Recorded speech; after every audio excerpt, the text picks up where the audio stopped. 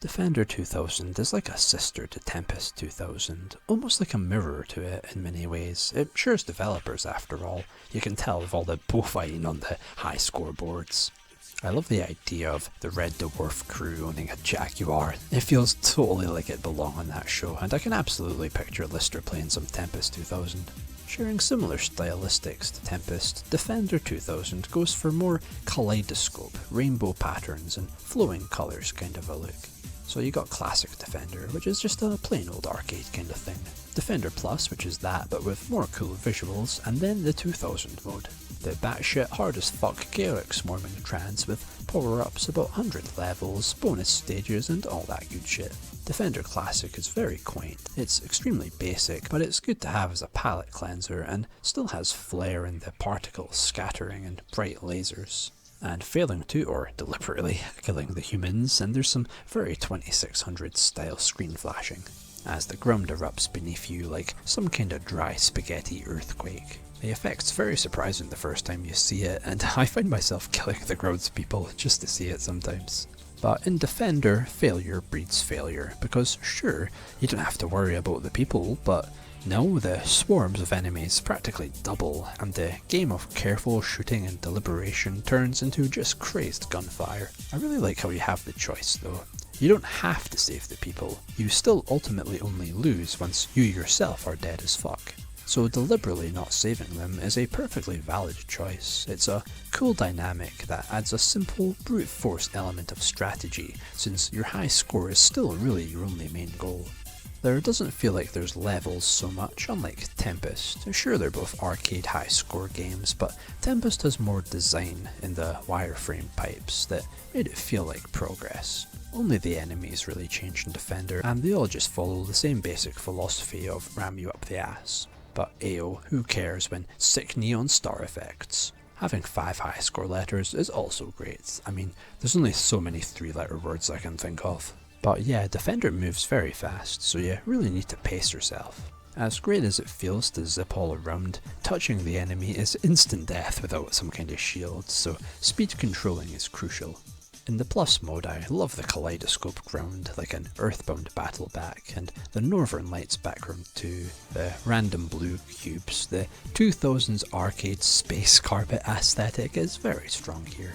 Wish I knew a name for this kind of nighttime rave, warp drive kaleidoscope mix. If I wanted to be a pretentious internet word man, I'd start calling it rave core, or EDM core, or space core, or neon core, or trip core, or flip core, frick core, shit core, perhaps even fuck core. The main 2000 mode has much more vertical room in its stages, and power-ups that work similarly in idea to Tempest 2000. You basically have to slowly build up your power-ups per stage. Without them it's a rough time. There's basic shot power-ups, a one-hit shield, auto-zap beams, big blue wall attacks, and these crow dudes who swerve in to save falling citizens automatically. The shield's definitely your best friend though, then the auto-enemy zap. That's when you start feeling like you're set. As apart from just running smack face fucking first into enemies, killing humans is a big hurdle. Just killing them accidentally is really easy, I found, and half the time I kill them before I'd even hit the enemy. You really need restraint and gentle tappings of the D-pad. Failure is extremely fast and frequent here, even though you'll get tons of lives and screen clears once you again hit the swing of it. Don't get me wrong, it doesn't feel unfair, it just needs more adjustment than Tempest 2000, and don't be surprised if you expend all your lives or bombs in one go. The seizure-inducing world explosions continue, but man, this game becomes insanely hard once you lose the ground in the 2000 mode. Enemies are so aggressively swarming here, and in later stages it feels like a monumental challenge to even survive long enough to get a single power-up. But I guess it's a fair setback for letting all the meat sacks die. The locations look really good though, like more abstract looking versions of regular places. A shadowy, no sunlight desert, a green mossy cityscape, the lilac crystal ice caps, and the day to night changes in the sky are cool too.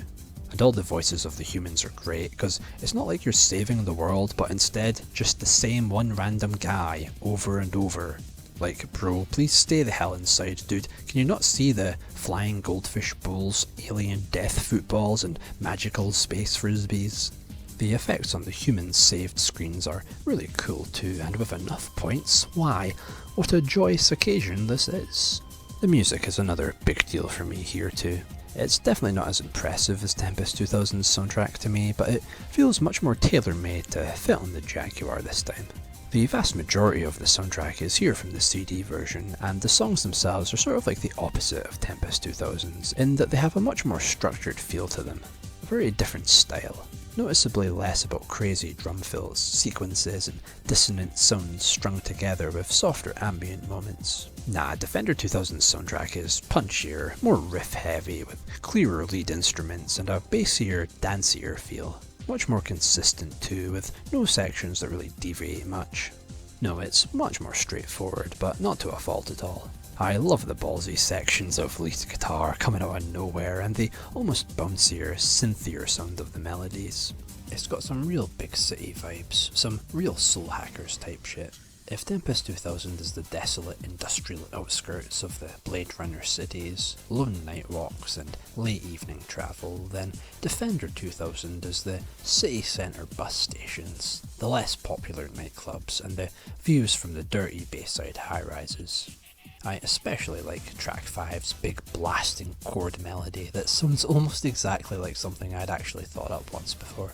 The special stages come just as out of nowhere too, and winning warps you ahead by 5 stages, which, trust me, really helps out. And I love the almost out of place remix of Beethoven's Fifth of all fucking things. It's also building upon Tempest 2000's second bonus stage. Yeah, I didn't really mention it much then, because, well, this is like the proper version of that. It's once again all about that gentle precision.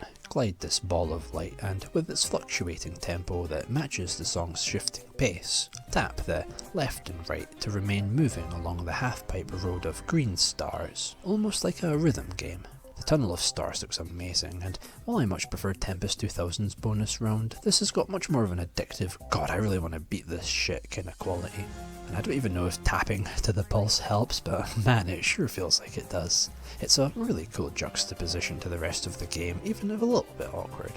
And the use of the word humanoids here suggests the ship we pilot in is actually part of the alien invasion force who's gone rogue and is now the sole defender of the same planet his superior race is attacking. That's some cool shit, and I'm sure it's not true. I just made it up because I thought it sounded cool. There's some really good cheat codes in this game too. There's Rainbow Transpong, which feels like a Pong 2000, which I'm shocked and disappointed was never a thing. And another cheat which turns the plus mode into sheep mode, rescuing llamas. Apparently this sheep's name is Flossie, and they seem like a very silly little critter.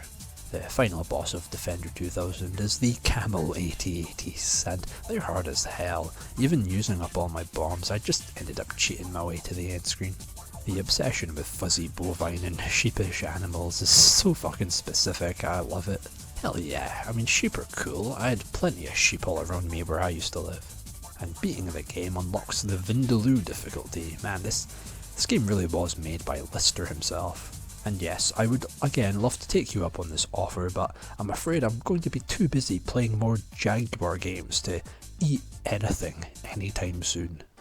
Yeah, I don't find Defender 2000 as much fun as Tempest 2000. It lacks that same feeling of inspiration, but what it does have is great character, much more personality, the sense of it being less of a major release and more of a personal project, with all the llamas and Red Dwarf references. I just get the sense of the creator's spirit without it being something apparent, and I really like that.